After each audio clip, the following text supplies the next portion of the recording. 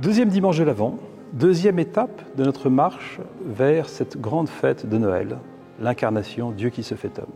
L'an 15 du règne de l'empereur Tibère. Très impressionnant la manière dont l'Écriture nous donne des points de repère historiques, géographiques, pour nous dire la manière dont Dieu vient effectivement rencontrer l'histoire des hommes. Et la question qui se pose, comment Dieu vient-il rencontrer ma propre histoire, mon propre itinéraire? Ce qui est impressionnant, c'est que la parole de Dieu est donnée dans le désert, telle qu'elle nous est exprimée aujourd'hui par les textes de l'Écriture. Et cela nous interroge, quels sont les moyens que je prends effectivement pour laisser résonner en mon cœur, en ma vie, la parole de Dieu?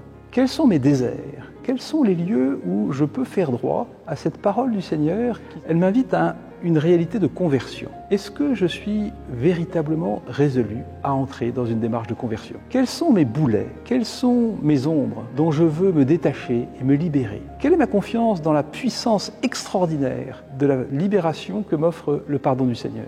Ce sont ces questions fondamentales, à la fois simples et décisives, que ce deuxième dimanche de l'Avent nous invite chacun à considérer. La manière dont Dieu se dit dans mon histoire, la manière dont il m'invite à l'écouter dans toute sa puissance et à entrer dans un chemin de conversion qui est celui de l'ouverture de ma liberté à la grâce du Seigneur qui ne cesse de vouloir se déployer en chacune de nos vies. Saint et heureux, deuxième dimanche de l'Avent.